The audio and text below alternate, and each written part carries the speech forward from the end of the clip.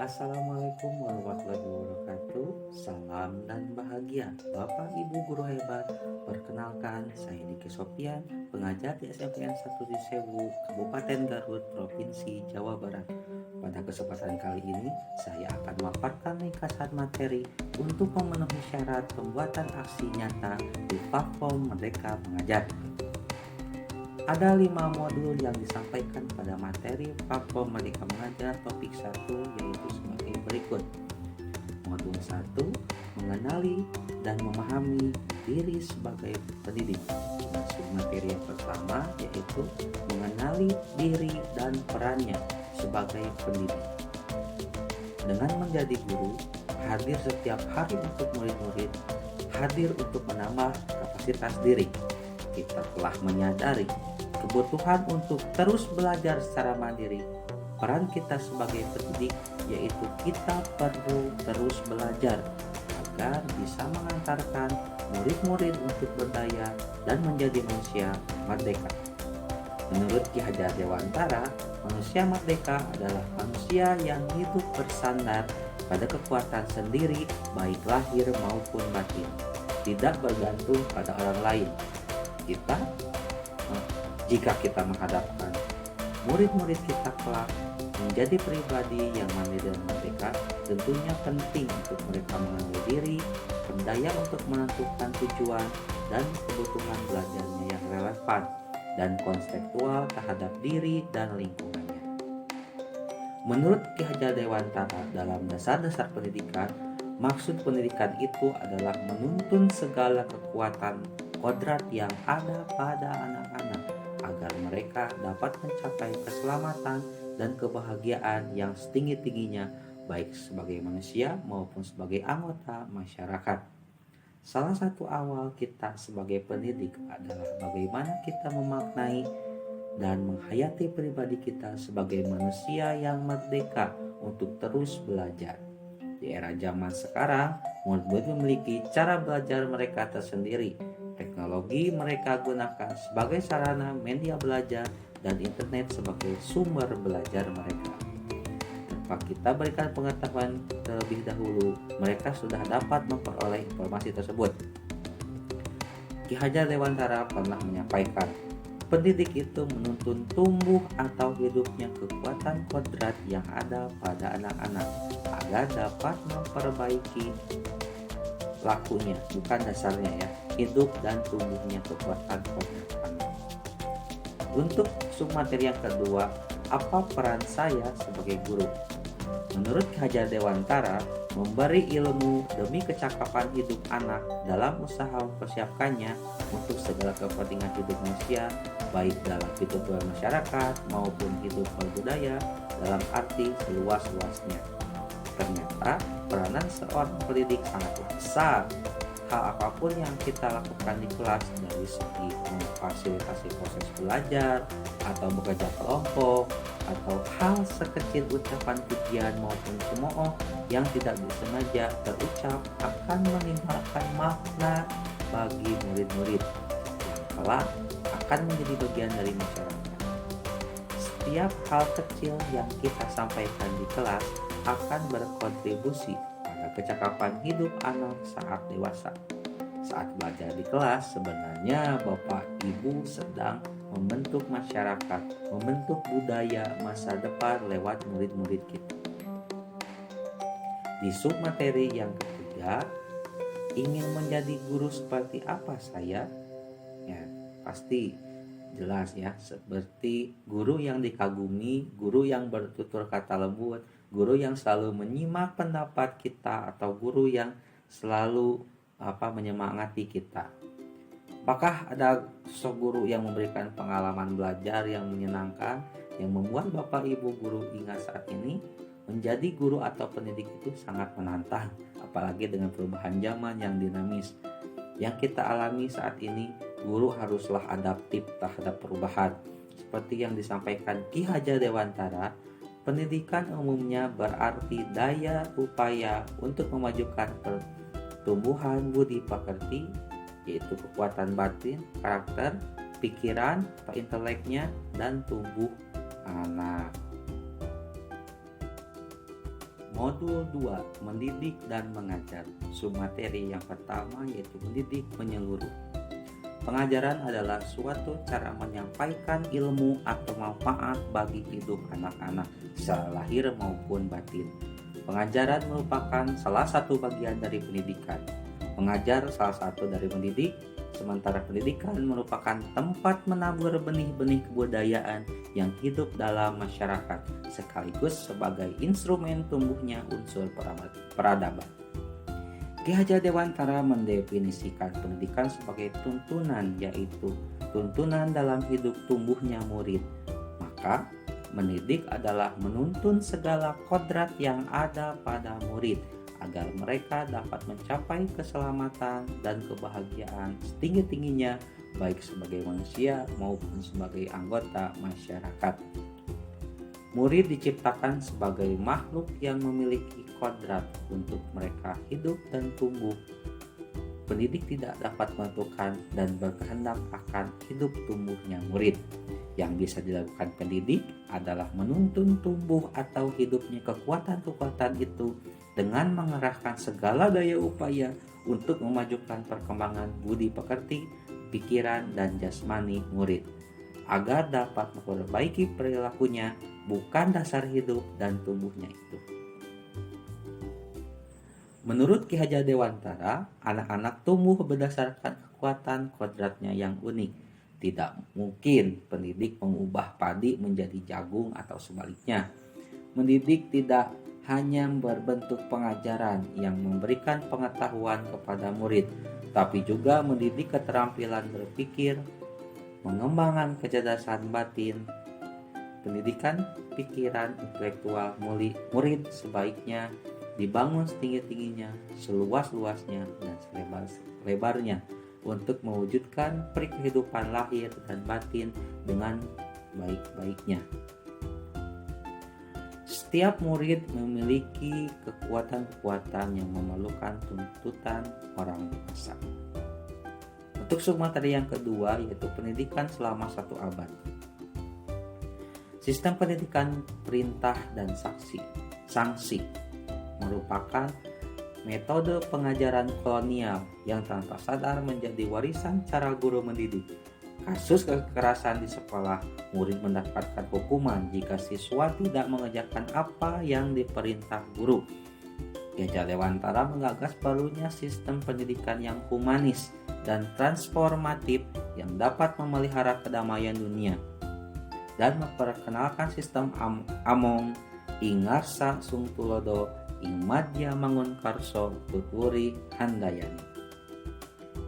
Ki Hajar Dewantara mengatakan pendidikan yang sesuai dengan bangsa kita adalah pendidikan yang humanis, kerakyatan, dan kebangsaan.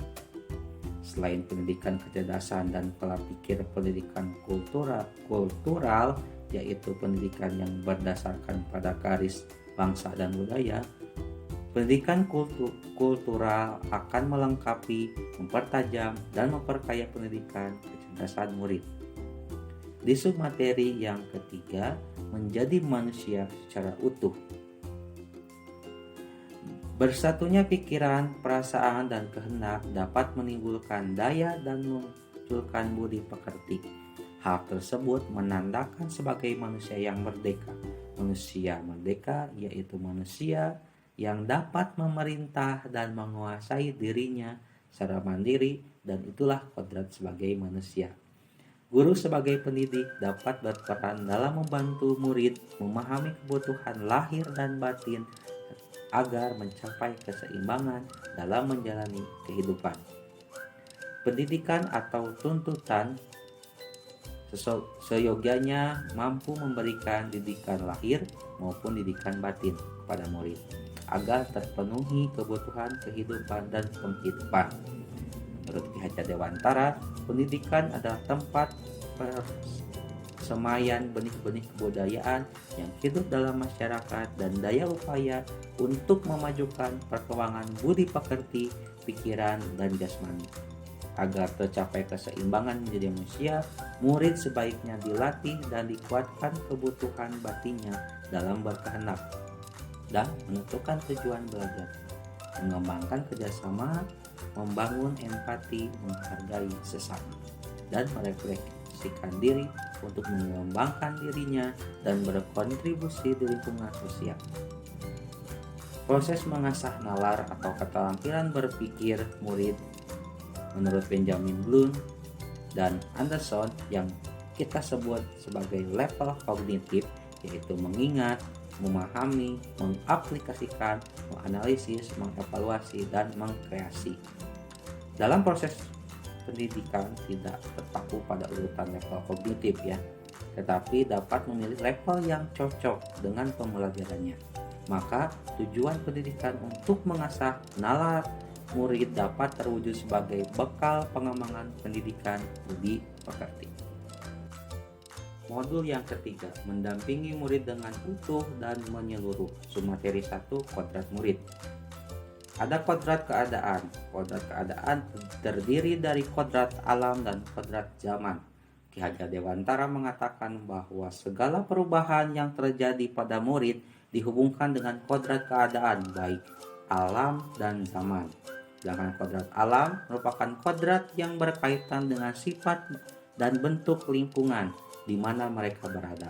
Karena guru bukan lagi sebagai satu-satunya sumber belajar murid, maka guru dapat membantu murid dengan memberikan pembelajaran kontekstual.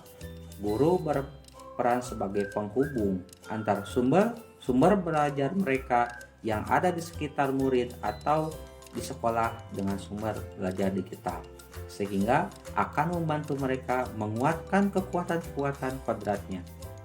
Sedangkan kodrat zaman merupakan bagian dasar pendidikan murid yang berhubungan dengan isi dan irama pendidikan yang dinamis yang disesuaikan dengan perkembangan zaman. Untuk submateri yang kedua yaitu ada asas trikon, yaitu continue, convergent, dan konsentris. Pendidikan adalah suatu proses yang dinamis. Pendidikan terus berubah dan berkembang sesuai dengan kondisi zaman dan juga kondisi murid. Continue merupakan pengembangan yang secara berkesinambungan dilakukan terus-menerus dengan perencanaan yang baik. Budaya, kebudayaan, atau cara hidup bangsa itu bersifat kontinu ya, bersambung tak putus.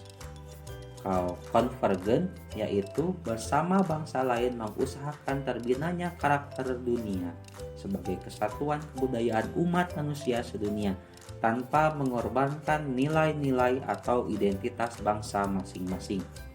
Sedangkan konsentris yaitu bersikap terbuka tetapi tetap kritis dan selektif terhadap pengaruh kebudayaan di sekitar. Implementasi konsep trikon bisa kita amati atau refleksikan dari apa yang sudah terjadi dalam proses pembelajaran. Manajemen kelas yang mengatur perjalanan proses pembelajaran tentunya melalui sebuah perencanaan secara terus-menerus sehingga pengelolaan perilaku, lingkungan, dan kurikulum berjalan efektif. Konsisten dalam manajemen kelas merupakan salah satu contoh asas kontinu. Di modul yang keempat, yaitu mendidik dan melatih kecerdasan budi pekerti dengan submateri menumbuhkan budi pekerti. Budi pekerti atau watak itu merupakan hasil dari bersatunya gerakan pikiran, perasaan, dan kehendak atau kemauan sehingga menimbulkan suatu tenaga. Budi pekerti juga dapat dimaknai sebagai perpaduan antara cipta atau kognitif dan rasa efektif sehingga menghasilkan karsa atau psikomotorik. Menurut Ki Hajar Dewantara, budi pekerti adalah kemampuan kodrat manusia atau individu yang berkaitan dengan bagian biologis dan berperan menentukan karakter seseorang. Selain itu, terdapat juga bagian intelligible, yaitu bagian yang berhubungan dengan kemampuan kognitif atau berpikir menyerap pengetahuan. Seperti contohnya itu adalah keluarga merupakan tempat yang utama dan paling baik dalam melatih karakter murid. Sebagai pendidik, sekolah ikut turut berperan membantu murid untuk menemukan kecerdasan budi pekerti, yaitu dengan tuntunan dan teladan yang sesuai dengan kebutuhan murid. Seseorang yang mempunyai kecerdasan budi pekerti akan senantiasa memikirkan, merasakan, mempertimbangkan setiap perilaku yang akan ditampilkannya. Yang kedua yaitu teori konvergensi dan pengaruh pendidikan. Itu adalah teori tabula rasa ya, yang beranggapan bahwa kodrat anak ibarat kertas kosong yang dapat diisi dan ditulis oleh pendidik dengan pengetahuan dan wawasan yang diinginkan pendidik. Dan ada juga teori negatif yang beranggapan bahwa kodrat anak ibarat kertas yang sudah terisi penuh dengan berbagai macam coretan dan tulisan. Ki Hajar Dewantara membagi budi pekerti menjadi dua bagian, yaitu bagian biologis, yaitu seperti rasa takut, rasa malu, kecewa, rasa iri, rasa egois, rasa berani, dan segala perasaan dan jiwa manusia yang tidak dapat berubah dan menetap pada individu sejak anak-anak sampai dewasa.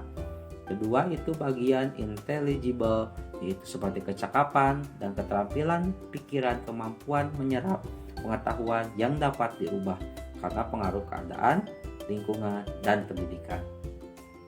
Sebagai pendidik dapat membantu murid untuk menguasai diri secara tetap dan kuat sehingga murid akan menyamarkan atau mengalahkan tabiat-tabiat biologis yang kurang baik.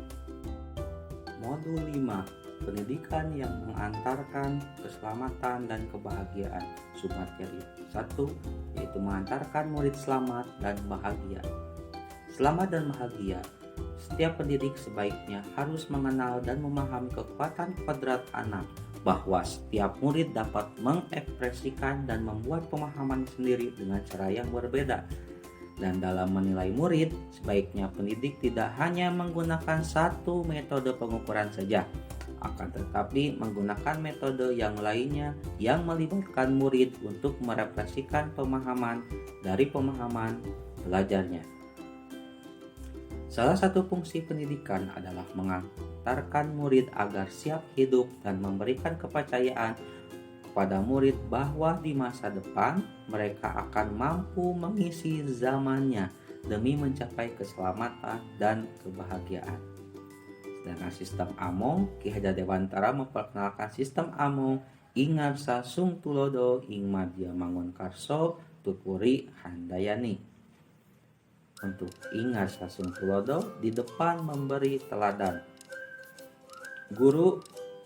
Seorang guru memahami secara utuh tentang apa yang dapat ia bantu kepada murid, menjadi teladan dalam budi pekerti dan tingkah laku.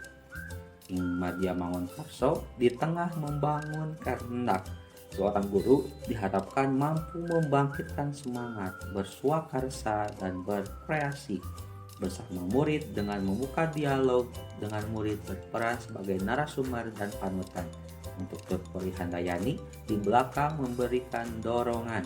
Seorang guru tidak hanya memberikan motivasi, tetapi juga memberikan saran dan rekomendasi dari hasil pengamatannya, agar murid mampu mengeksplorasi daya cipta, rasa, karsa, dan karyanya. Merdeka Belajar Abad 21.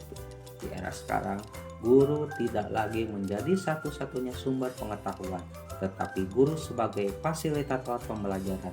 Sebagai fasilitator, guru menempatkan murid menjadi subjek atau individu aktif dalam pembelajaran untuk mencari dan membangun pemahaman sendiri sehingga murid tidaklah selalu tergantung kepada apa yang diberikan guru. Tuntutan pembelajaran abad 21 itu menjadi pembelajar sepanjang hayat dengan terus meningkatkan pengetahuan, sikap, dan keterampilan kita sebagai fasilitator pembelajaran bagi murid sesuai zaman. Membangun konteks diri serta identitas suatu bangsa. Pada abad ke-21, beberapa referensi menyebutkan bahwa kemampuan memecahkan masalah, kemampuan kognitif yang kompleks, kemampuan sosial emosional menjadi sangat penting bagi murid dan guru. Submateri yang kedua yaitu menciptakan lingkungan pembelajaran terbaik murid. Pertama, membimbing murid memperbaiki bangsa. mendorong murid untuk mengembangkan keterampilan kerjasama dan gotong royong, membantu murid lain yang mengalami kesulitan belajar. Hal tersebut akan dapat mengembangkan kecerdasan sosial emosional melalui pengalaman belajar sesuai dengan kebutuhan. Kodrat manusia sebagai makhluk sosial yang memerlukan bantuan orang lain tidak mungkin bisa dihapus. Oleh karenanya, karakter khas Indonesia yang didasarkan juga atas kodratnya sebagai makhluk sosial, yaitu gotong royong atau bekerja sama, menjadi salah satu karakter penting. Membimbing murid untuk menemukan kesadaran bahwa gotong royong atau kerjasama penting dan bermanfaat, secara tidak langsung menanamkan, melestarikan, dan memperbaiki budaya bangsa Indonesia. Untuk peran yang kedua itu adalah peran keluarga, sekolah, dan masyarakat.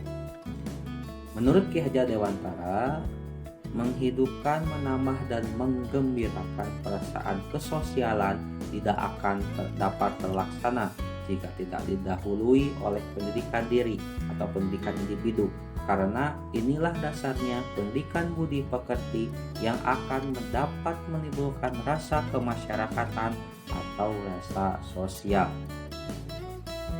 Dari sentra pendidikan ada 3 wadah dasar proses pembentukan pendidikan murid yang terdiri dari alam keluarga, alam sekolah, dan alam masyarakat atau komunitas.